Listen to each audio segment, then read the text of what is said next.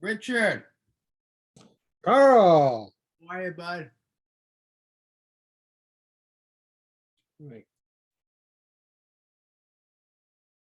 Wonder if my earbuds are gonna work tonight. You're the host, right?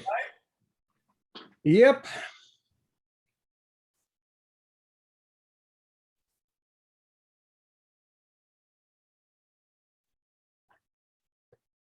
Huh.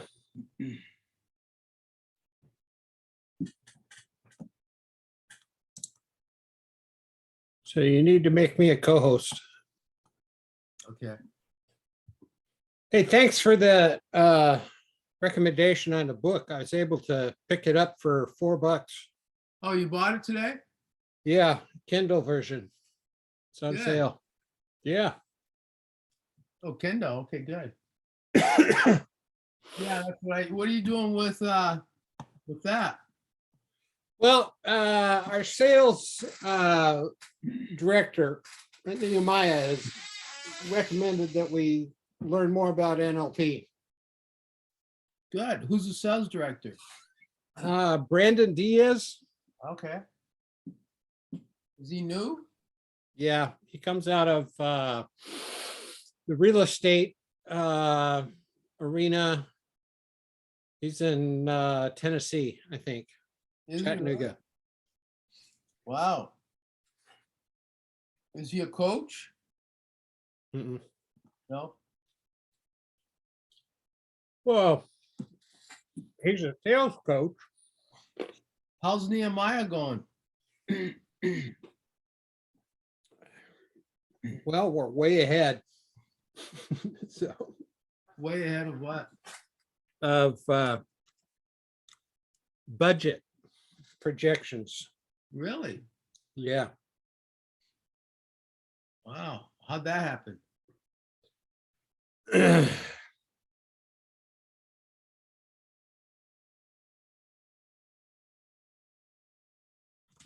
Okay, I think I can hear you better now.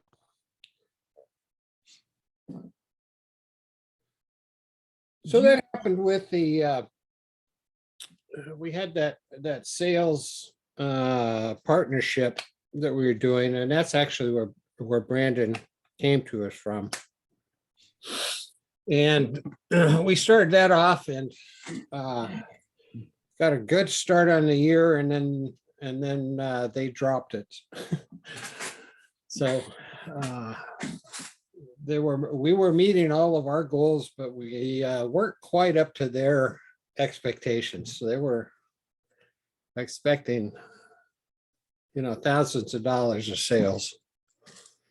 I mean, like hundreds of thousands of dollars. And we weren't providing them with that. So, but we're up.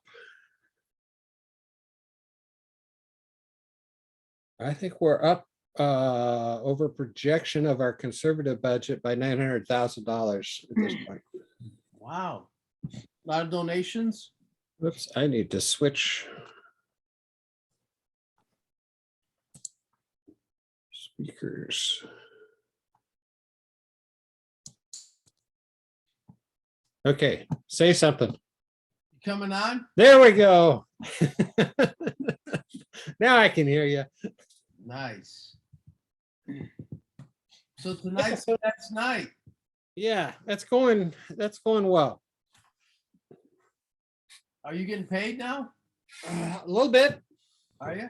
Yeah, better than I was. So, Yeah. Sabrina.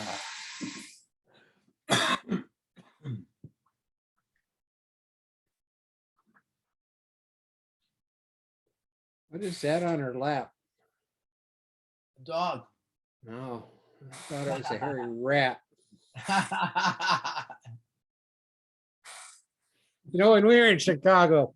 She had that dog in the back of a motorcycle. She goes motorcycle riding with that dog. Oh boy. When we were living in Chicago, we were on the back. Hello, I hate to interrupt, but the meetup page is missing the link to the meeting. So we're not going to have any guests unless that gets fixed. What? What? Yeah, I was just on it. Oh, you were? Yeah. Okay. Annette is trying to get on and she can't it's showing her that there's no link. Or I'm just not Interesting. seeing where it is. Yeah, or she's not yeah, anyways, I'm sending you this, Annette, okay? Okay. In an email. Yeah. Yeah. All right. Did no one notice that the speaker wasn't even there yet? That's my question. Apparently not. Well, it's only, what, 10 till? Yeah, Yeah. we're doing okay. I thought you'd probably stroll in at about 5 or 3 till. Been trying since 5:30 to get on. Oh. Well, that's a nobody bummer. was here, Yeah. so that's probably why you couldn't get on. At 5:30. Yeah. So anyway, when we were living in Chicago, we were living right along the north branch of the Chicago River. And it was a pit. And so we always teased, with the students and the families who had these little hairy dogs. says what is it? You got a river rat there for a pet? So it was, You're welcome. So we do have a link, right? Well, Sabrina had it from a former email that you sent to her, but it was not anywhere on that I could find. Understand that I could find on the Meetup webpage. In fact, usually it says location of meeting or join now, and on there it said no or needs location, like it doesn't. Like there is no location listed. well, I just am going on to Meetup.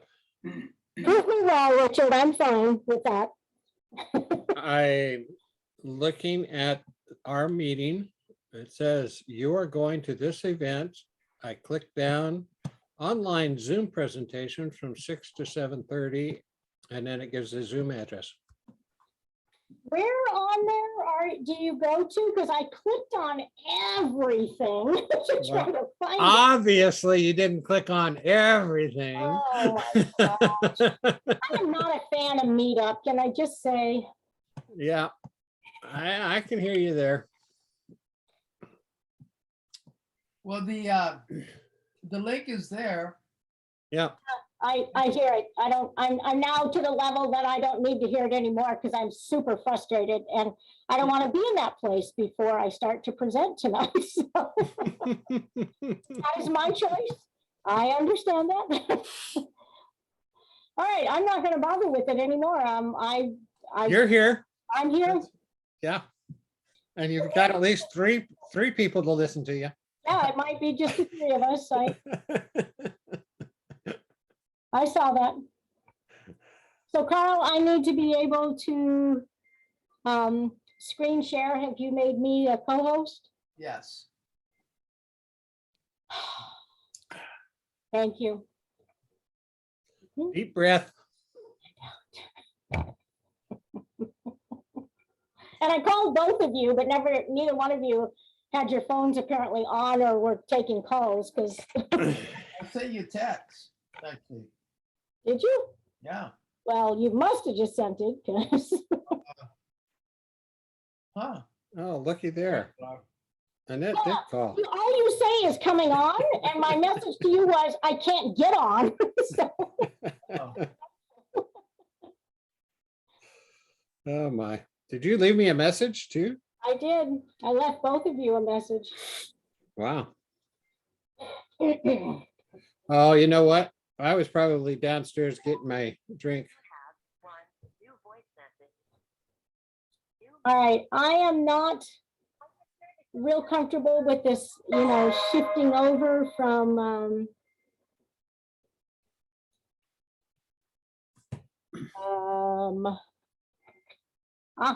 here we go. Do I need to do anything? I'm just going to do a quick practice here, Richard. Okay. Make sure. that I have it set correctly. Well, I got started to get set up for tonight. And I could not find the introduction that I had typed up for you. So I'm just gonna make it up. Or you could read what's on the meetup thing, because that's pretty much it. Yeah, that's what I took that info and moved a couple of things around. Okay. All right, well, I think I'm set to go. Now, Oh, Lynn's there.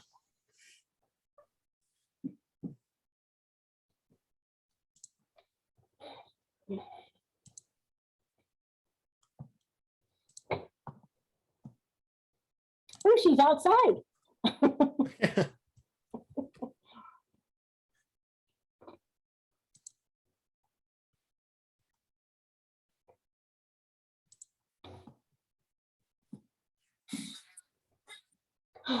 How's everybody doing? Good. Good.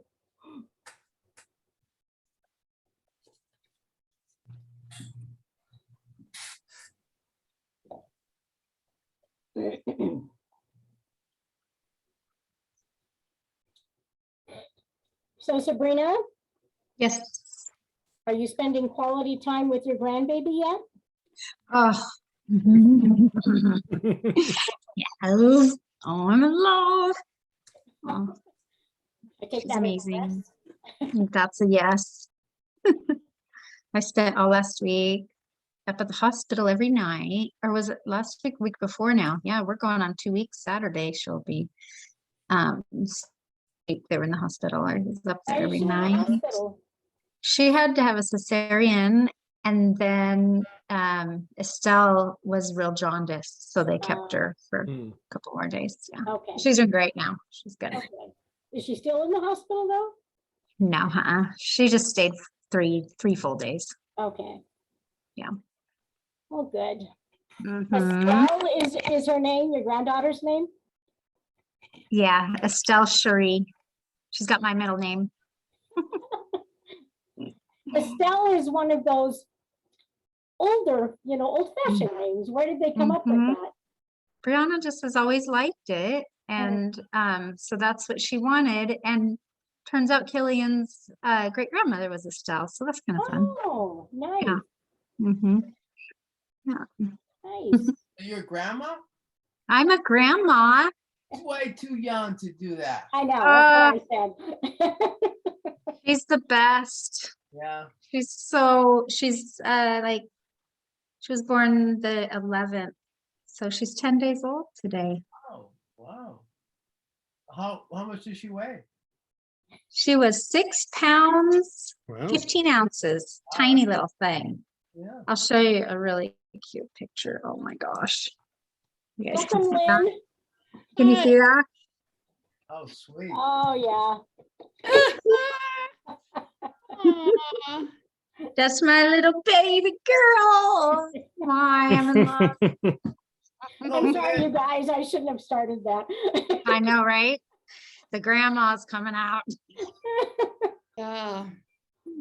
Hi, Lynn. Hi, Sabrina, Carl, Richard, Annette. Good to see you. What's Good been to going see on, you. man?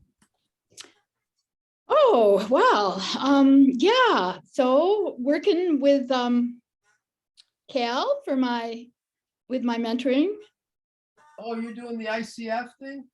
I'm pretty sure I'm going to do the ICF, but I want to get my 10 hours so I can apply to be a coach for one-on-one women coaching. Oh. It's do you know that organization? What can you tell me, Richard? Well, everything I've heard about, I don't know it personally, but everything I've heard about it is just tremendous. That they do a lot of good work working with women. Well, I'm really happy to hear that. I just heard of it from someone who heard of it from someone. And they said I needed the 10 hours of the mentor coaching. So Right. I'm almost there. Good. Good. Yes. That is great. Now, are you in his class right now? Yeah, I have one more one-on-one session to go. Oh, okay. So he Excellent. just started it last Monday, right? Pardon me? He just started the class last Monday, didn't he? Oh, ours started in April. Oh, yeah, yeah, previous class, okay. Yeah, Karen's in it from our cohort and Ellen. Yeah, Yeah, it's a real good class. it was a great class. Yeah. Hello, And Rory. Welcome. we have, Hi, thank you. hi, Rory. Hi, how's it going? Good. Good. Is it Baki? Yep, it is. There's a graduate school named Baki University. You ever heard of that Baki University? I have not. Yeah, No. yeah, graduate school. So I thought No. maybe you were connected to the founders. Not that I know of. Nope. You might want to check Let him into know I'm that. Yeah, you never know. There's Baki Norway as the one that I know that, where the name came from originally, but from there it went all over. Hmm. Nice. Eddie, What's up? what's going down in Texas, Eddie? The heat, man, just the heat. Yeah.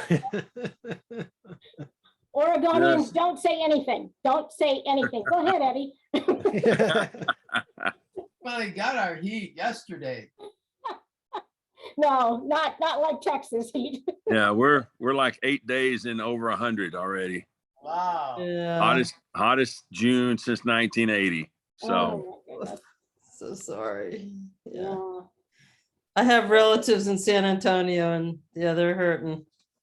yeah, it's it's what we're used to. So next time it won't be quite as hot. So it runs the cycle. Yeah.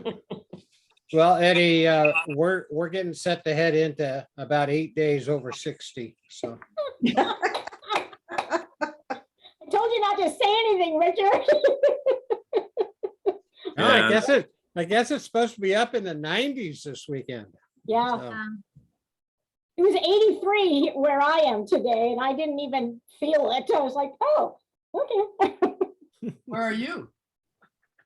Oregon City. It was 83 in Oregon City? Yeah. It was 83 in Beaverton too Oh, wow. today. Okay. Hmm. I was in Portland. It didn't feel that hot, but yeah. Should we get rolling? What do you think? If you sure. want to end on time. I think because We can just cut the speaker down a couple times. You can try. comes cow. All right, let's get rolling because man, I think the really first hot days today in Oregon here. I think yesterday was a nice day. We got to tell you, weekend was dreary, overcast last week too, and I could feel it. It's like my energy level was low, and it's like mindset was low, things were low. And then yesterday, the sun came out, and all of a sudden I had a burst of energy. The weather really makes an impact on you, on your energy level, mood level, outlook, everything. So we need sunshine. So Eddie, enjoy your sunshine down there. We're hopefully gonna experience some great sunshine for us here in the Portland area. So welcome everybody. Have a great night tonight with Annette presenting a great topic. Excited to hear what she has to say. And I just want to send it over to Richard. Richard, you're the host, so take it over, bud. Well, that's great. Thanks, Carl. I thought we were going to have you introduce the other team members first, but I'll go ahead and do that. Yeah, do that. So we're going to start with Sabrina. Sabrina, why don't you introduce yourself? Okay, make sure I'm not on mute. Okay, hi, I'm Sabrina Perez, and I am a hypnotherapist and life coach, and I help people to overcome what's holding them back, keeping them stuck, so they can live a life that thrives. And I also specialize in helping people journey through grief. Great. And yeah, that's me in a nutshell. So, so Annette's also one of our team members. So without giving anything away, Annette, why don't you just give a brief introduction and then we can fully introduce you later. Hi, I'm Annette. I'm from Oregon City. Okay, that's enough. That's it. I told Annette earlier that I had lost the introduction that I had written up for her. So I'm just going to make it up as we go. And of course, Carl is our chief leader and presenter. I believe, Rory, this is your first time with us, is it not? I think so, yeah. I'm in Gig Harbor, Washington, Oh, great. by the way. Great. Yeah. Yeah. I had some good friends who were pastors there in Gig Harbor for a while. So we want to take some time to get to know you. So why don't you tell us where, well, like Rory did, where you're located, what you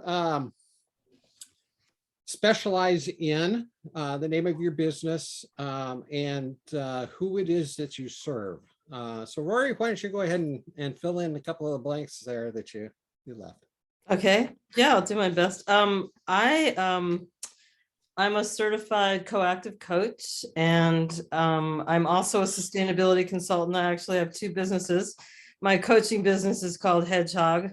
Kind of a longer story than I have time for here, why that is. But I mainly coach folks in the climate and sustainability world that are trying to make a contribution and do it in a way where they keep their energy up and don't feel gloom and doom around what they know and believe is happening on our planet. So that's kind of a short answer. Well, great. How'd you find out about us here, Rory? That's a really good question. I've been kind of following for a while along with the different really interesting presentations you have, and I think it might have been through ICF, perhaps, or when I joined the ICF Washington chapter. I think that's when I started hearing about you. So don't mean to sound like I'm stalking or anything, but I've been kind of watching from a distance. We accept stalkers as long as they're friendly. All right, there you go. Good to know. Yeah. Lynn. Yes, I'm Lynn Fuller. I graduated from New Vibe School back in November of 21. I have a very small practice. Right now I'm working on my getting my mentoring hours, and I keep telling myself I don't know if I'm going for my ICF, but I probably will. And I'm going to be moving. I'm going to be joining Rory up in Washington and Bellingham in September. So my yeah, old stopping grounds. your old stopping grounds. Yeah. Do I dare mention I know you? Sure. Well, you can. I doubt anybody's left. I wouldn't that do still it. I remembers wouldn't me. do Okay. There's a large prison in Bellingham. Is that what that is? Yeah. Well, I'll take that noted. So yeah, I think I'm going to go more full scale developing the business end of it once I get settled. And welcome, Rory. It sounds fascinating what you do. Whoa. And I'm looking forward to Annette's wisdom and her humor. I came for the laughs too, and I already had some. Well, All right. Thank you, Lynn. Eddie. Richard, wait, can I ask Lynn a question here? Sure. Lynn, you're moving to Bellingham. How come? What's up there? Well, this is a night of long stories, which I won't go into, but I have another daughter up there. Oh. And I thought we were all going to move up there at one point. My other daughter that's here, and anyway, also there's some lower income senior housing. So, yeah. And a And beautiful besi- little city. Yeah, it's one of the most beautiful cities I've ever lived in. So, Wow. Wow, nice. Thank you. Bert. all right, Eddie. All right. So Eddie McCreary, I'm from live in Fate, Texas, just out of Dallas. Recent grad of Carl's, his new vibe, and I survived all of that. And now I'm going through the hazing and with Cal and trying to get through enough certifications. So I think I'm stretching his limit of anyway, but just doing. So I'm working a full-time job as a consultant and coaching in my arena, and then took this to begin a new adventure on my own as a business. And so I'm going to be launching new habit coaching and working, professionally in business with people just to help their goals, set new habits, and get on their way. So, Right. Well, great. Good to have you with us. Cal, tell us about yourself. I'm Cal Habig, Cal Habig Coaching and Cal Habig Mentoring. In the mentoring aspects, I help coaches overcome some credibility problems by helping them become credentialed, and then also the increased financial potential through credentialing. I run group mentor. I do individual 10 hours of mentor individual, or I do 7 hours of group with 3 hours of individual. Probably more than 1, 2, 3, 4, at least 4 of you have been through my mentoring or in the process of me antagonizing you. But been doing that and have a classes. We had week 2 last night, and I just enjoy all of my classes. I just enjoy the groups. So. Well, always good to have you with us, Cal. And welcome, Michelle. Michelle, is this your first time with us? No, Oh, okay. Well, I just didn't recognize you. I'm sorry. it's been a while. Yeah. So name, your business name, your specialty, your niche that you're in the coaching with. So my name is Michelle Talmadge, and I am the owner of Gemini Transitions. And I help women and new organizational managers and supervisors discover the leader within themselves by introducing them to their future selves. Great. And where are you located? I'm in Vancouver, Washington. Vancouver, Washington, across the river. Yeah. So, well, as we started out here, I realized I didn't introduce myself. Which most of you know me, but Richard Zelke, founder of Zelke Coaching Solutions. We work with primarily entrepreneurs who are looking to establish their businesses with biblical principles. And so I coach those entrepreneurs and help them to align their faith with their business. And that's primarily what I do. We are going to share my screen here. Where's that? There it is. A little green button. So just a reminder of who we are. We are Northwest Coaches Connect, and we do exactly what we're called. We connect with one another. As you know, we meet once a month. And our purpose, of course, is to educate and really to build those trusting relationships. We recognize that all business, is built on relationships. We gain clients because they know us, they like us, and they trust us. And so here we have the opportunity to come together as coaches.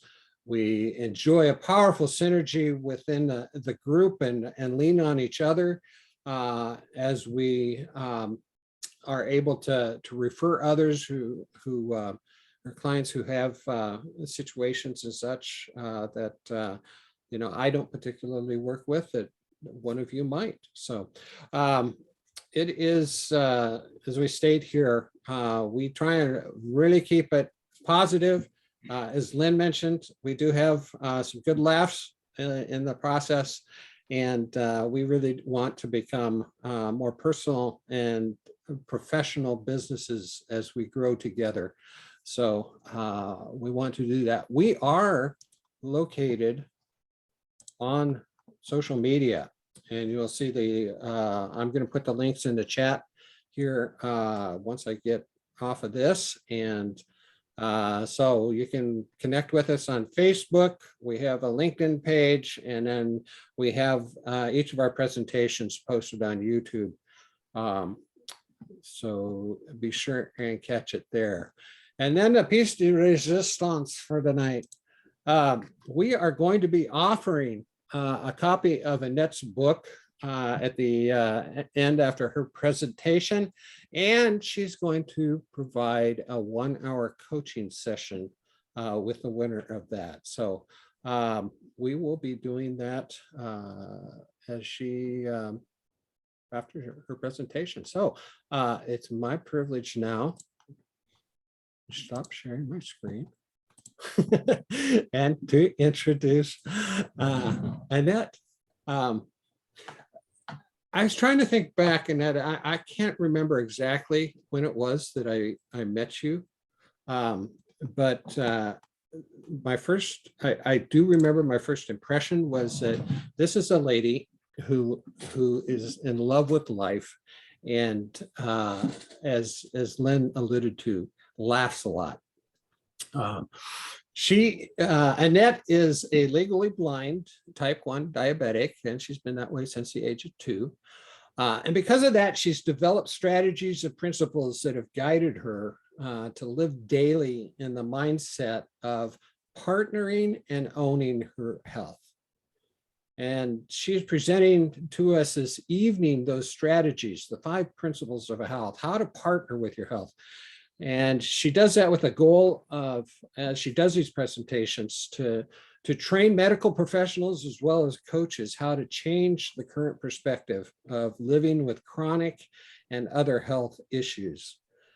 Annette wants us to know that while these principles are health-based, they apply across the board to many aspects of daily life. And she's assured me that we are going to gain an inside view of the language and the skills of coaching clients on these topics. After all, living your best life is exactly what we coaches coach our clients to do. So I anticipate that Annette's going to have some really great words for us tonight. I'm also going to put a link. I sent out a message to those of you who RSVP'd about a workbook that Annette has, and I'm going to put that link in the chat as well to download. It's to be used as she presents. So we'll get that on there here in just a minute. But anyway, Annette has her BA in religion and an MA in organizational management. She's been a workshop leader for over 40 years and is currently in leadership with several coaching and networking organizations. She's also a graduate of New Vibe Training and the National Speakers Academy. She is an integrated wellness trainer, a certified life coach, author, and independent Arbonne consultant. I'm going to turn it over to you, Annette, and look forward to what you have for us. Thank you, Richard, so much. I'm putting my timer on just so I stay on track. A couple of months ago, I decided to go out and have brunch with some friends. And I had just finished eating my very small little brunch. And I said out loud, I don't feel so good. Would one of you mind aiming me towards the restroom? And a friend said, sure, let me get you there. I stood up, took about 4 steps. And the next thing I said was, oh dear. As the room began to spin, go dark, and my legs turned into jello. My friend grabbed a chair, shoved me into the chair before I collapsed, and then held me up so that I wouldn't face plant on the floor. I had passed out because I had miscalculated when I gave myself my insulin and when I was feeding myself. There was a little bit of a gap there, and my body had a physiological reaction to my blood sugars dropping so rapidly. Paramedics came, I was fine, it was all good. But I tell you that story not to ask for pity or anything like that, or for you to be afraid to ever ask me out for coffee because you're afraid I'm gonna face plant on you, but as an exclamation point. And the exclamation point is when I say, I know what it's like to live with ongoing health conditions. I know what it's like to deal with the challenges that come at you every single day. I know what it's like, exclamation point. What I want to share with you now, and bear with me as I try to go to screen share.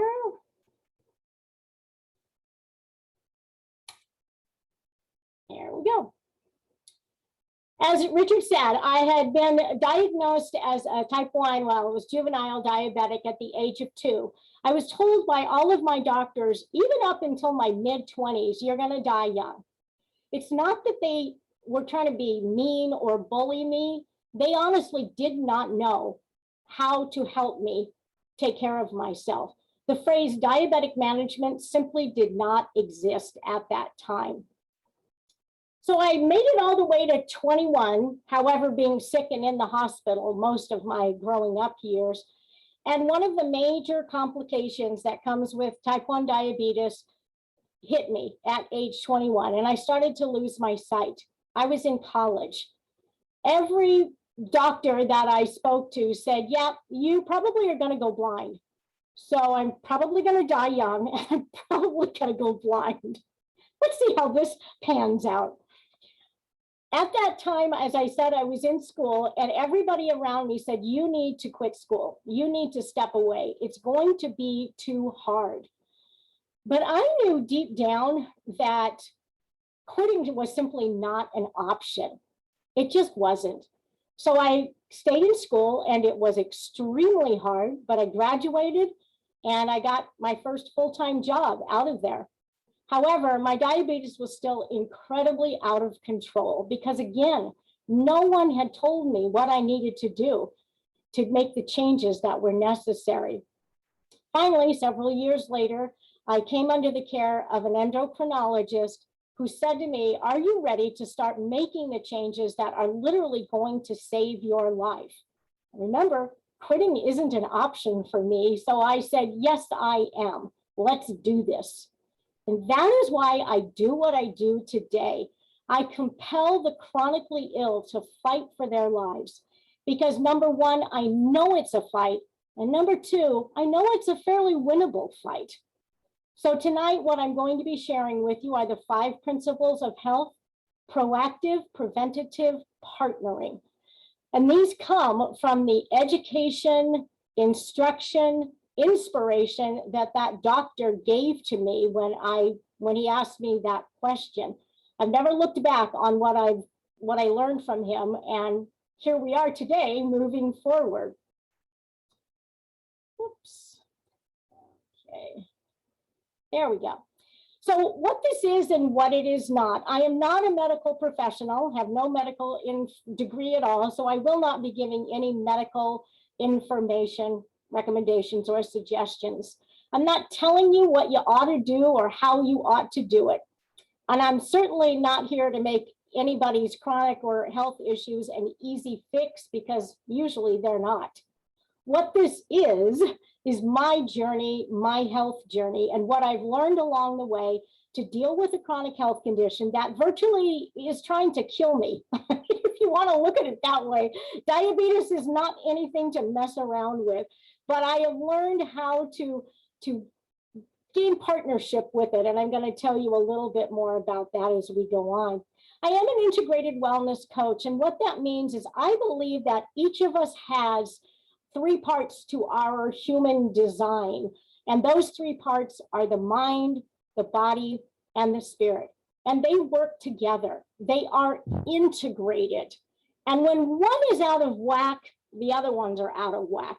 And so what our lives need to be doing is focusing on finding that balance and that harmony as much as possible as we move through our life, whether we have a chronic illness or not. This is my pyramid, as you can see, basically a framework of what we're going to be going through tonight. So you see the foundation, the 3 A's there, that are the living beyond your diagnosis. And then up the side on the left is owning your health. And then on the right-hand side is creating clear dialogue. So I just want you to keep this in mind as we go through each of the principles. Living beyond the diagnosis, principle 1, acknowledge. Many people, if you talk to them, will say to you, yeah, I've got this condition or this thing, but it's not that bad, and I'm sure I'll be fine if I just leave it alone. And the reality is they're not going to be just fine if they leave it alone. There are many emotions that come along with having any kind of health condition. You either love it or you hate it. And what I want my clients to determine is to find that balance in the middle between that. To be able to go from apathy or being consumed or overwhelmed by it and finding some place in the middle where they can live with that without having such extreme emotions. Now, these emotions are incredibly real. I have gone through all of them multiple times. They're real and they're valid, because here's what's happening. When you have any kind of a chronic health condition or a disability, your mortality is what is being messed with. Being told you're going to die is just a really tough thing to live with and to grow beyond. And so making sure that I understand that my clients know that these emotions are real and they are legitimate, but I want them to find some balance between these extreme emotions so that they can move forward in their ownership of their health. And why is it so hard for us to change, specifically when it comes to our body? We can change internet carriers, we can change our socks, we can do that without even thinking about it. But when you are confronted with the idea you need to make some specific changes in your health and in your well-being in order to live, that's a really hard thing for us to do. And again, I believe it comes back to those emotions and the idea of the mortality, because as we know, your brain is geared to keep things at status quo level, safe, secure. It needs survival. So when you're asking it to make these changes that are affecting whether you're going to live or die in some cases, that's hard. And change is something that your brain just really does not like sometimes. So what happens, as we know, as we enter into this area of being challenged, I don't want to do this, I know I need to, it's scary, all these emotions, our stress hormone cortisol is released. And we have the ignition, if you will, of the fight, flight, or freeze response. You think about someone who's been diagnosed with, let's say, high blood pressure.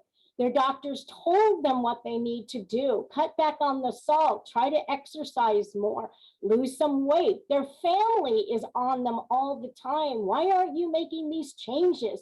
And they're dealing with all of this stress being put on them because they're fearful of making the changes, and then they're adding cortisol into their system. Well, cortisol is a good thing when you want to survive. It helps you to run away from things that are life-threatening to you. But the reality is when we keep our levels of cortisol high for extended periods of time, it begins to wear us down. We weren't meant to be at those high levels for very long periods of time. So if you have a chronic health condition and then you add this increase in cortisol levels, you only agitate it and aggravate what is already causing a problem within your own body, within your health system. I believe that the biggest emotion that people have when it does come to their health is fear. Fear of loss, fear of failure, fear of, I tried it and it didn't work before, fear of dying. Fear is a huge motivator in a way, but it's also one of those things that just stops us dead in our tracks and doesn't let us move forward. And when that fear is overriding everything else that we need to have in order to move forward, we begin to not value ourselves. We just focus on the fear and we don't value ourselves. And what we don't value, we don't fight for. And there are too many Americans in this United States today who don't value themselves or their health, and so they're not fighting for their health. It's too hard. It's just a lot of work. Yes, it is, but the benefits of it are definitely worth it. And that's the message that I try to bring to my clients, either in training or in coaching. So what I want to encourage folks who are living with a chronic health condition is to see it and to be aware of it. The idea of partnering with your health is to show respect to your condition. I know that my diabetes could kill me. It's tried several times, but I want to show it the respect that it deserves. Minimize the anger that you feel towards your health condition. Find a mutual balance in your relationship and have an awareness, but don't live in fear with it. That's the main takeaway, if you will, for the idea of partnering with your health. Number 2, accept. So we have acknowledged our health condition. We know it exists. We are attempting to figure out how to partner with it.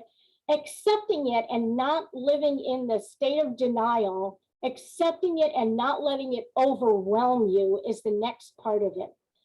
And so I ask my clients, is it possible? Is it possible for you to see your diagnosis, your health condition, as a gift and an opportunity?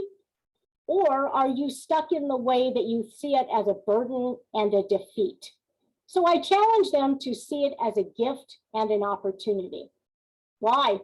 Why should we see it as a gift? Well, number one, I believe that if we are able to view the condition, the health situation that we have as a gift, we can actually develop our character within and our own inner strength. In other words, our resilience. When I have gone through all these different aspects of gaining control and of owning my health, I create some serious strength within me to be able to deal with other areas of life that come along the way. So to build your own resilience is the first reason. Second reason is to be an example to others who might also be struggling or facing a similar difficulty. I literally one time had a friend say to me when I was bemoaning the fact of some other health crisis that had come up, she said, you know, Annette, it may not be all about you. That shut me up pretty quickly. And I said, well, tell me more. And she said, people are watching you. People watch how you respond. They're watching how you deal with these crises, with these health issues. And they want to know if you're handling it well, how are you doing that? Which gives you opportunity to come alongside and to help them. It was the best advice that friend could have given me. Sometimes it's not all about us, but it is about how can I reach out and serve or minister to others, even through my pain, even through the difficulties that I have faced. And that brings in our emotional intelligence. I love the emotional intelligence circles. They are just such an incredible way to approach what you are trying to accomplish in life. I'm going to walk through these fairly quickly with the idea of your health and wellness in mind. So first of all is self-awareness. You do need to know about yourself, about your strengths, and you need to know how you are responding to the particular health issue that you are currently facing.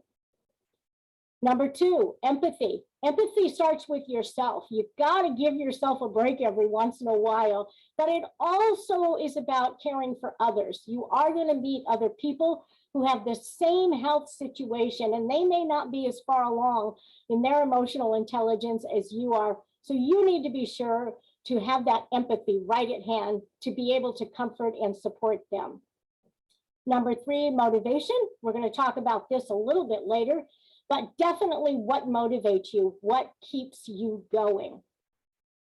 Self-regulation. As I talked about before, those emotions are big emotions and they are all over the place sometimes.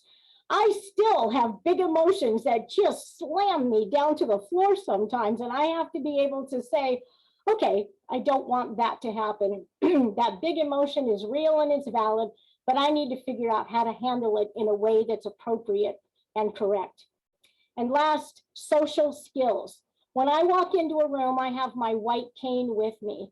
Invariably, my insulin pump alarm goes off and I have to pull it out and do what it's asking me to do. Other people see that, so they know that there's something going on. But how do I take any of these situations, and like passing out in a coffee store, and instead of diving into the embarrassment or the shame or what other emotion might come along with that, how do I, again, pull up my resilience and say, yep, these are the things that happen. This is who I am.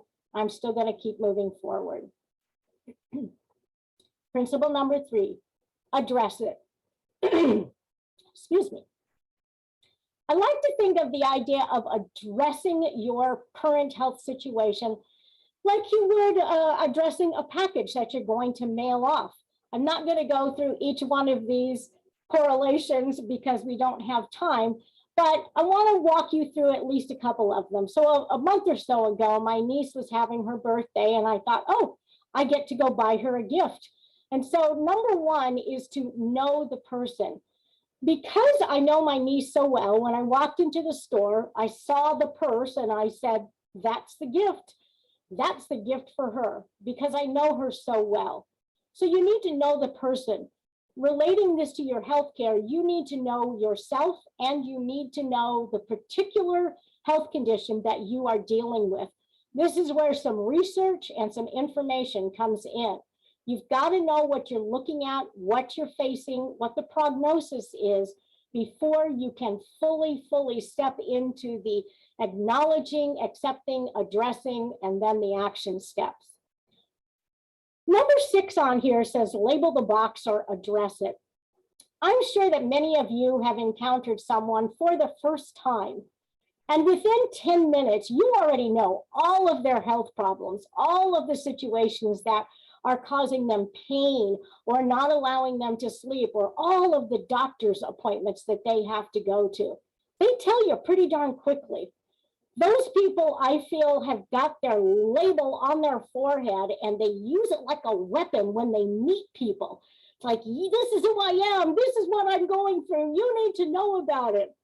And for this one, I want to encourage my clients to not put that label on their forehead and lead with it, but to put that label closer to their heart, to focus more in on who they are, their character, their identity, the things that bring them joy.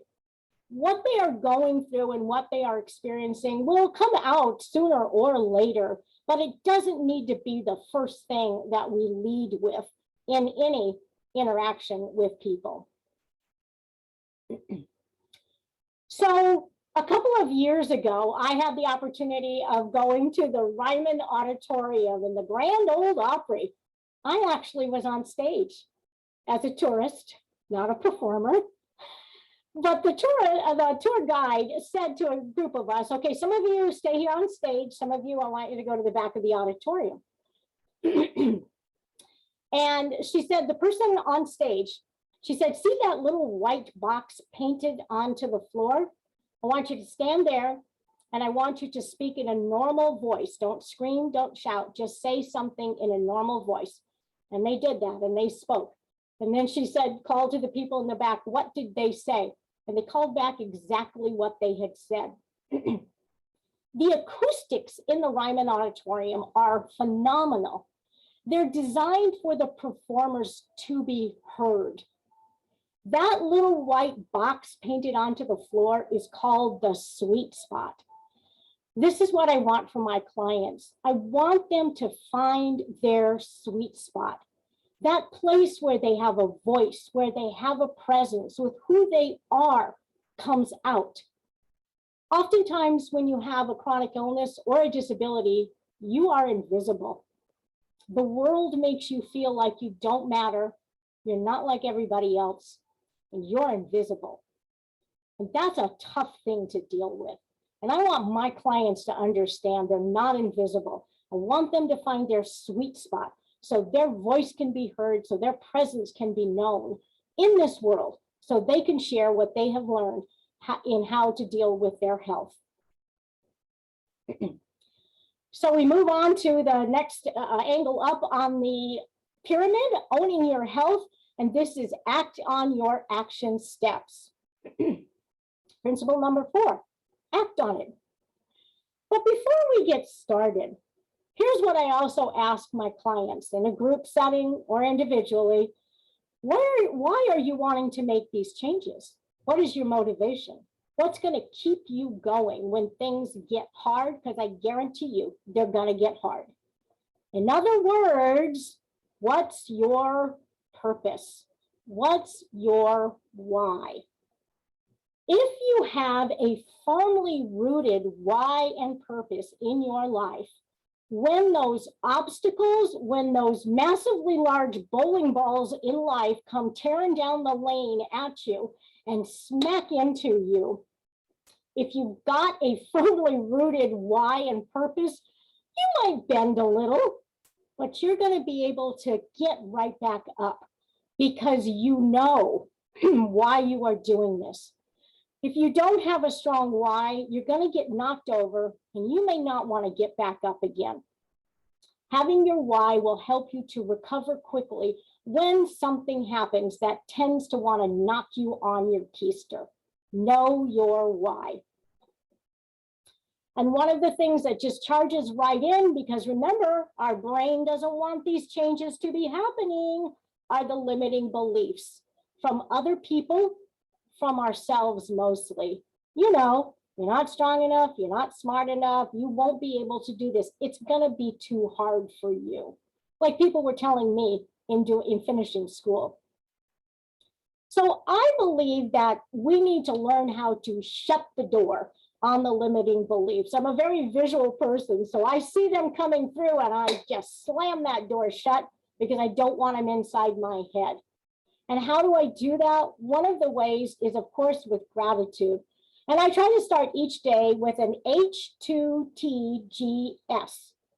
What in the world does that mean? You ready for it? It's a head to toe gratitude scan, like you go in for a body scan. And here's how it works. As I'm going for my 2-mile walk in the morning, and because I'm a woman of faith, my gratitude and thankfulness is directed towards God. But I start off by saying, gosh, God, thank you for this great head of hair that you gave me. Just kidding. But I go further down. God, my eyes are compromised, but that's all right. I love that I still have sight and can see some things. I'm so grateful that this morning I could hear my classical music and the birds talking to me while I was walking. I'm so glad that I could smell and taste the coffee this morning. Oh yeah, doesn't get much better than that. You get the idea. I go down through my body, my arms, my legs, my vital organs, and I am grateful that I have them. And then I expand out to, I'm grateful for where I live. I'm grateful for my friends, for my family, for my church. It is amazing. When you focus on the things you do have with gratitude, the things that you don't have literally fade into the background because your focus is on what you do have. So when those limiting beliefs come in, and when you're trying to take that first step of changing your health, your life, focus in on what you do have and how to use it appropriately. So the first step, identifying your first step needs to be done immediately. If you probably already know, your doctor has probably already told you, you need to do this. You need to make this change. So this would be the time where you'd find out a little bit more about the research or dive into some research and find out more about what that first step could look like. Then you lay out a strategy that you know you can accomplish. And then you keep doing it and you do it some more, you readjust, you do it some more. You find out what works and you keep doing that so that you can stay on a steady path to bring yourself into that idea of proactive, preventative partnering with your health. SMART goals. I loved when I learned about SMART goals because we just were like, oh, of course. I've been doing them for quite some time. I just didn't know they had a name. So let's take an example, and this is what I do again with my clients when I want them to understand how do you use these SMART goals. Got to give you an example of how I use this with my Wonder Doctor. The first thing he wanted me to do was to start checking my blood sugars. I had diabetes for 27 years. I was 29, and he said, check your blood sugars. And I said, say what now? What does that mean? I don't even know what that means. I had never been told about how to use a glucometer, never had one, didn't know that it was important in monitoring your diabetes. Again, none of this information was given to me. So he handed me my first glucometer, showed me how to use it, and off we went. So in that vein, here's what we did. The specific goal that we were trying to accomplish was check my blood sugars. Measurable with some numbers every day, 4 times a day, before lunch, before breakfast, lunch, dinner, and bedtime. Is this attainable? Absolutely. It wasn't like he was asking me to do it every single minute of the day. This was totally an achievable step that I could take. Results oriented. What would be the result of me doing this? Well, the overall result was going to be he could see my numbers, and then he created a sliding scale for me to know how much insulin to give myself at any given time of the day. The overarching part of that was, of course, good diabetic management. But as far as this was going, we were looking at how to take my blood sugars and use them to create a scale for me to know how much insulin to give myself. And then time sensitive or time bound. I would see him once a month or once every other month, and we would just go through this process. Obviously, this was well before any devices, any technology. This all had to be just done. I had to write everything down. Now it's so much easier. But that's just an example of how we can take SMART goals and use them to help our clients, to help my clients to be able to understand it's doable. It breaks them down into small bite-sized chunks. So there are a lot of common first steps for people. It all depends on your health, on your doctor, on the emphasis that you are looking for. But for this purpose, I'm going to focus on nutrition. Now, before I start into this, please understand, I don't believe that poor nutrition is the end-all cause of every single situation of chronic health, of illness today. It's the only thing there is that's causing such a rise in chronic health conditions. Not at all.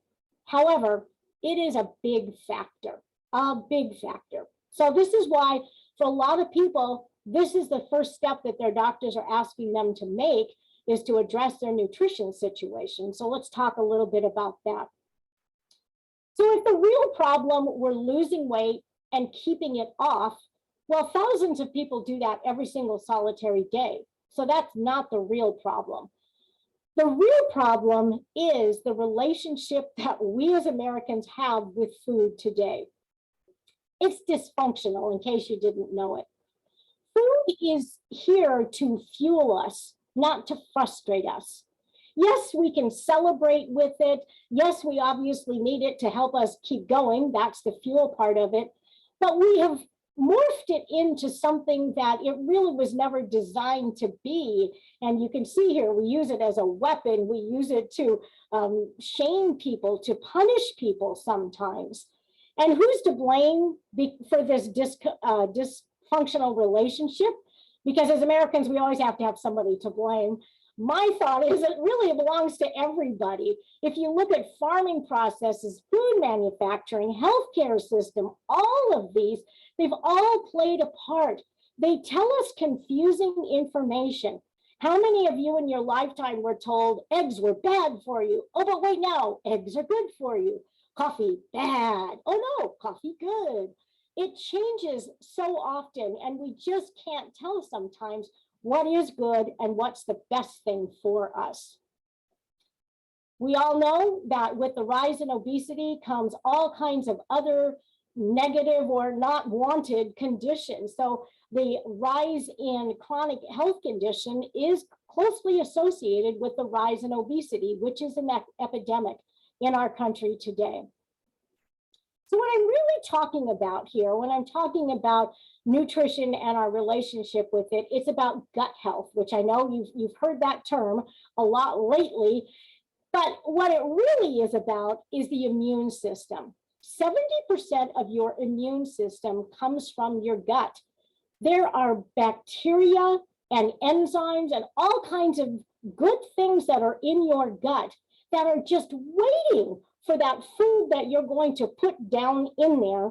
And they're waiting to break it down and to put it out into the rest of your body with the nutrition that it breaks down so that your body can continue to move and grow in the way that it should be, or that it should. But here's the issue here. We are continuing to put into our gut area foods that are not good for us, or an excess of those not good foods. I just have a short list here. But what happens is when we put the foods down into our system, we can irritate and agitate and inflame our immune system. I think of it like this, like kind of a big old puffy ball of cotton candy. It's pink, it's happy, it's like, go ahead, send me down the good food so I can take care of what you need to do. This is your immune system. And we take a red hot poker, this is the foods that aren't good for us, and we start jabbing at our immune system. And we're actually destroying our own health and our immune system by the foods that we are putting down into our system. So what do we do about it? This is just a few suggestions. Eat less processed foods. Anything that's in a bag or a box or you heat up in a microwave, not the best thing for you. Eat more fresh and organic foods. Learn how to read labels. If you can't pronounce something that's in your food on a label that's going into your system probably won't be able to digest it very easily. Learn how to count carbs if that's important to you, and plan ahead in your nutrition purchasing and preparation. Bottom line, it is your responsibility to take that first step, no matter what it is. It is hard sometimes, and this is where a lot of people just get stuck. They know they need to do it, but it is so hard to do it because oftentimes they think, I'm on my own. I got to do this all by myself. It's my responsibility. I'm the only one who can do it. But that's not true. Principle are on the create a clear dialogue with your healthcare team. Principle number 5, access, support, and resources. First of all, be your own advocate. It's incredibly important that you do understand your own illness, your health, to understand what's going on, what the prognosis is for a chronic health condition or any other insignificant health condition that might be coming along your way. Ask about any new things that are happening in your specific area of health. If you have a specific illness, talk to your healthcare team about new, perhaps medications or procedures or just different ways that doctors are approaching how they care for your particular area of health. Make sure that you don't go making changes on your medications or adding things in or removing things without first contacting your doctor, your primary caregiver, and check to make sure that that's okay to do. Come prepared to partner. So be aware of any changes that are happening in your body and keep a record of it. If you start noticing like you always have headaches or you're having a pain in your back or in your side or in your leg, that it's happening more than once or twice, this might be something that you want to get looked at. So here's what you want to make sure you do. when you come to the appointment with your doctor, make sure that you have some of this information in hand, because these are the questions they're going to ask you. Times, when does it start? Duration, how long does it last? When did it start? 3 weeks ago, 3 months ago? And feels like, that's always one of the questions they ask. Well, what does it feel like? So come prepared to help your doctor to do the job that they are there to do. You are more likely to succeed in achieving at your goals if you have someone to help you in support and encouragement. Much more likely to succeed in your goals. It's kind of I want to say a no-brainer, but a lot of people don't understand that. So finding some kind of a support system is incredibly important. Ask your healthcare team. Find a support group. They are all over and they cover all kinds of different health situations. You can always hire a coach, a wellness coach. An integrated wellness coach would be a great place to start. So what now? Know your purpose. Determine your first step. Rethink how you think. Partnership with your health, with your nutrition, and with your primary physician. Get support, set goals, set up a free consult with me. This is pretty much kind of the synopsis or main takeaways for my presentations that I give or my workshops that I lead. But the bottom line is, it is your choice. It is your choice to choose to accept and to acknowledge and to address and to act on it. It's your choice all the way through. Knowing, yes, that it may be hard and it may be challenging, but if you have the right tools and you have the information and you have the support, you can accomplish your health and wellness goals. It is doable, so doable. So what's the difference between street view and helicopter view? One word: perspective. When you're stuck in traffic and you might be able to look on your maps or your Waze and you see a red area and you go, oh, drat, this is why we're stuck in traffic. But you don't exactly know what's going on and you can't get out of it once you're stuck into it. But if you had one of those little private helicopters that you could get up and go above all the traffic, you could see where the slowdown was happening. You could see what was causing the traffic.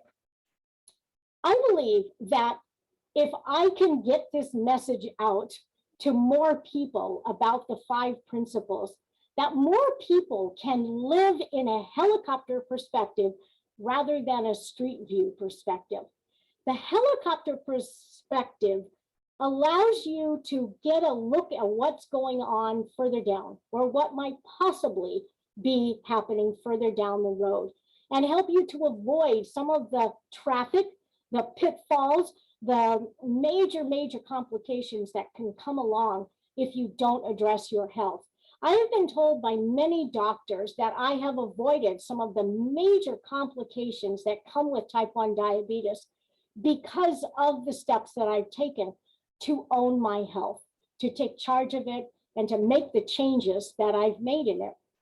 And that's what I want from my clients. I want them to understand that helicopter view is much better than the street view. I believe that the more people I can share this information with, the more I can help my community, my state, my nation, even the world. I like to dream big because dreams are free, right? So here's what I say to you. Here are some ways that if you would like to partner with me or to get involved in how we can make changes in other people's lives to help them to live more fully, to help them not to have the stress that comes along in living with a chronic illness and living with that fear and that anxiety. I want to present to medical professionals in the area of training and education, to put on patient workshops, to do individual and group coaching. This whole 5 principles I also have in a faith-based format, so I'd love to go to churches and present it there, and then to share my book as well. So if any one of these things you have thought, oh, I know somebody that I could connect her with, a personal introduction is the best way to accomplish that. Last thing, 3 numbers that I want you to remember. In 24 hours tomorrow, I want you to review this information. If you have the workbook, bring it out, look it over again. If you were taking some notes, take a look at those. Think about maybe one thing that really spoke to you in the next 24 hours. In the next 7 days, 1 week from now, June 28th, I want you to do the same thing. Review the information, look at it, go over it again. Look at what you saw that really spoke to you, and maybe ask some more questions about why it spoke to you. And then in 10 weeks, August 31st, same thing. There is a theory that if you do this, if you look over, if you review information that you want to remember, if you do it in these 3 different increments, you're much more likely to remember it and to act on it. We know that when you see, hear, and write things out, you remember them. But I believe if you add in there, speak it out to someone. And so at all of these different stages, share with someone what you learned, share with something, a principle or an idea that just really caused you to think. And it will become more present in your mind, and you will probably be able to remember it and share it with other people. My goal is to help people, again, to learn how to become proactive, preventative, and partnering with their health. And that's what I am here to do. Thank you so much. Sir Richard, I hand the reins of this show back to you. Wow, Annette, so much good information that, and all the way through, I was looking at this and what you're sharing and saying, one, because I have my own health issues that I'm dealing with, so I'm on that level. But then again, just as you made the comment to me several times that this is applicable for us as we're working with clients in any area, whether it's business or life. So it's great stuff. Thank you so much. What are you guys' takeaway? What spoke to you?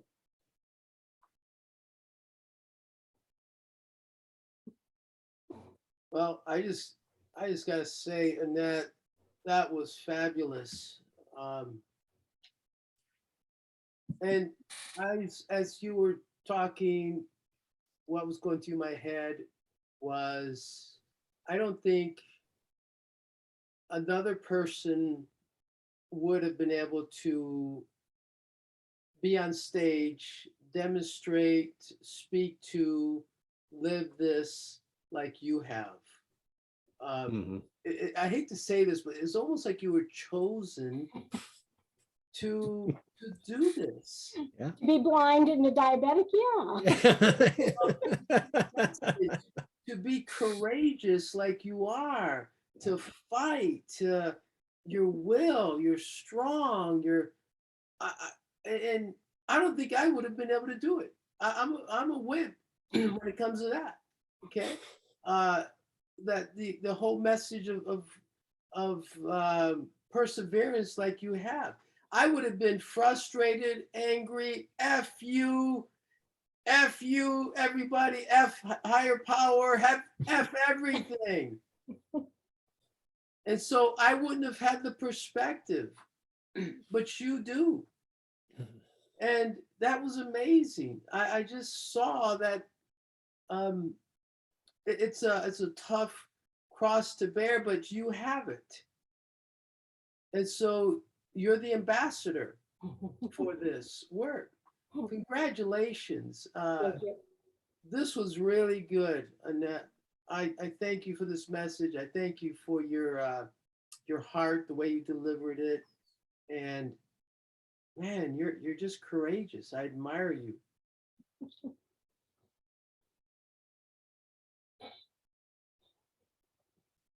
Who else?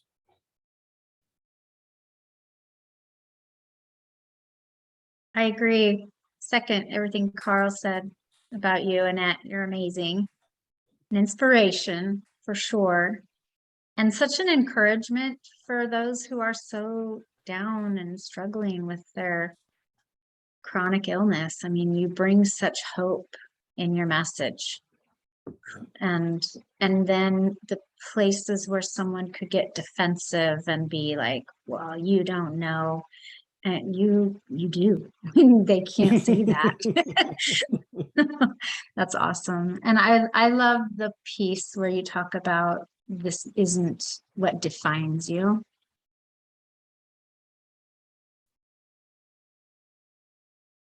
I wrote in my book that I've always wondered, is it that I am a diabetic or that I have diabetes? Which one is that? And you know, it may just be semantics, but I think it's that idea that what Sabrina just said is that it doesn't define me no matter which way it is. I have diabetes and I am a diabetic, but that's not all that I am or how I define myself. Yeah, that really spoke to me because like Cal said, or Richard said, this can be related to so many things. And your message for me,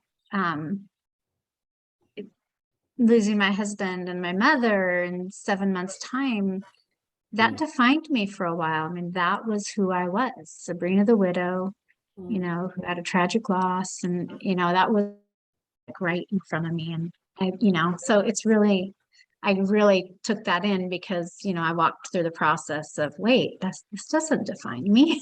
So yeah, it's really powerful. Thank you. Without negating the inspirational nature of it, and on top of that, I appreciate the practical nature of it. It was inspirational, but I appreciated that it wasn't just was just, ooh, look at Annette. It was, here are the practical things she has done and that you can do to replicate this in your life. Yeah. And so I appreciate the inspiration part of it, but I also very much appreciate just the practical nature of what you said. Yeah. Good. Thank you. Michelle or Lynn? Yeah, well, first of all, I agree with everyone who just spoke. One of my big takeaways is you know, that Gandhi thing, be the change you want to see in the world. I'm sure you had a lot of FU moments, as Carl referenced. No, that is not where my mind would go. Just so let's be clear about that. Well, something akin to those. Something akin to it. Yes, and fear moments, all those things. And I think, especially in reading your book, that's what I could really relate to you, because you were not just talking about this pie in the sky way. It's like, yeah, I'm a real person. And I've been really angry and sad and scared and all this stuff. But one of my takeaways as a coach is that you want to be the change that you want to see in the world. As a coach, I want to be this person that I want that my client to be. So a lot of homework there. And I just love your presentation. I love your delivery. You're so engaging. It's so visually engaging. I love the balance of humor and inspiration, and also the balance of personal story and facts. It's just, well, you've done your work with Toastmasters or whatever. I just, yeah, wow, inspiring for me as a coach and a, you know, so thank you. Yeah, I agree. Really good, Annette. Thank you. I'm touched. I'll just add, because I've heard a lot of this in bits and pieces, so it was really nice to hear it all together in one presentation, that to speak to your presentation style, Annette, has just grown astronomically since we've done our lunch and learn a year ago.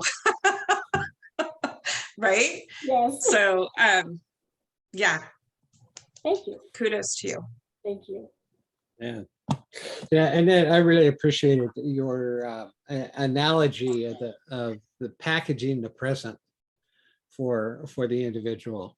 And I'm going to take that one and use it with my clients, because I just felt like that was so powerful to walk through those steps of, you have to know the person, what is the gift that you're going to purchase. And putting it together with the supplies and everything. That was just powerful. And then the other piece that struck me was when you were talking about how when you're partnering with your healthcare provider to find what works. And in order to find what works, oftentimes you have to find what doesn't work and step away from it. Yep. So we use in the business coaching that I do, we use a phrase that to fail early and fail often, because that gets you through all that garbage that doesn't work, so you can get to the things that do work. Right. And it just that struck me that how that applies to as I'm dealing right now with this repaired ankle that sometimes I think is not so repaired some days. Yeah. And having to find what works, I'm finding an awful lot of things that aren't working. So I'm keep trying. You really encouraged me on that. So thank you so much. Good. Well, we said at the top that we're going to give away a copy of Annette's book and an hour. I should say, I have here one free coaching session. I'm assuming that it's an hour, but Yeah. knowing Annette, it could bleed over.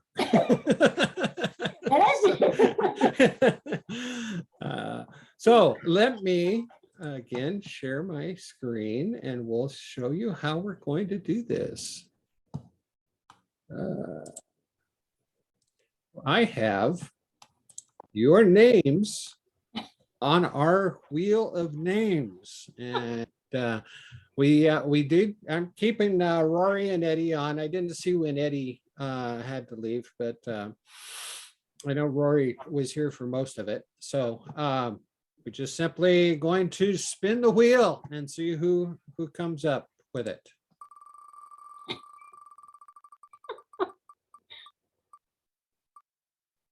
And it looks like it's Cal. Congratulations, All right. Cal. Oh, man.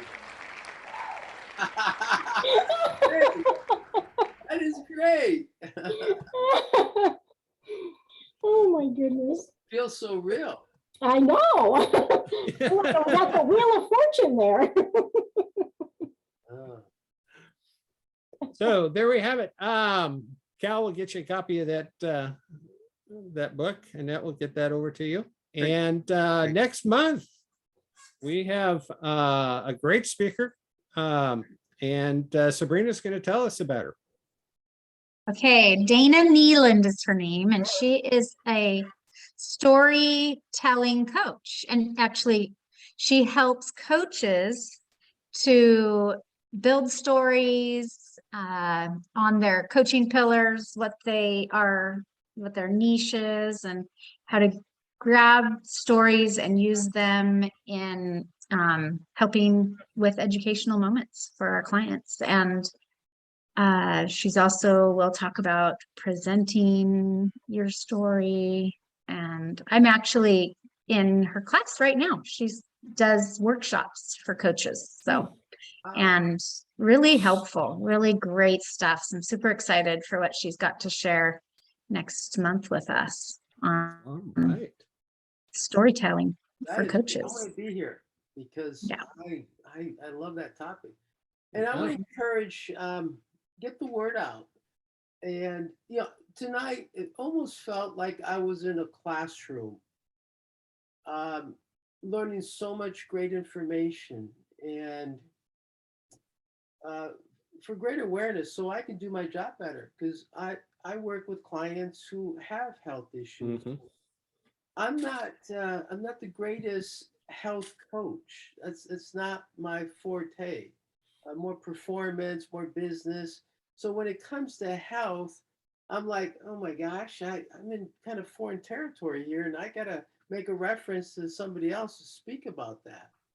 I would say take your vitamins, go to the gym, get your rest, take melatonin if you can't sleep at night.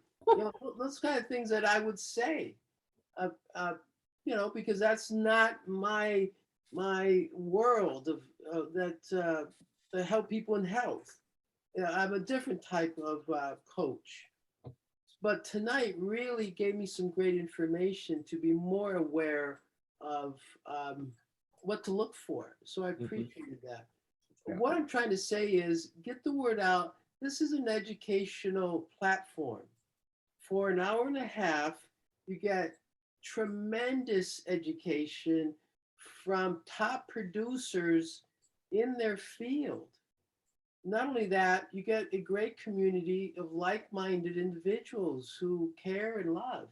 And so we had, I think, 12 people signed up, 15 people signed up tonight, I believe. And part of the reason why I don't think the numbers were high is because the sun Yeah. is out, 75 degrees, 80 degrees. Okay, I get it.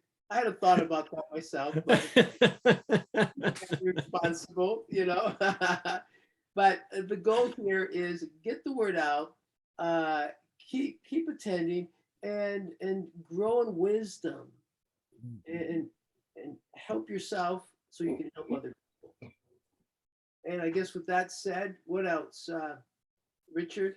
Yeah, I would just concur with that, Carl. There has not been a session that we've had that I haven't been able to walk away with something that I carry on to my my own clients. So this has been a great opportunity for continued education and training and such. So yeah, I really hope that you'll carry the word out to your networks and get people here. So other than that, we're actually wrapping up a couple minutes early.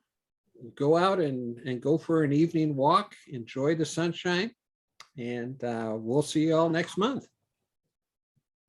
All right. Stay healthy, everybody. Thank you, everyone. Thank you.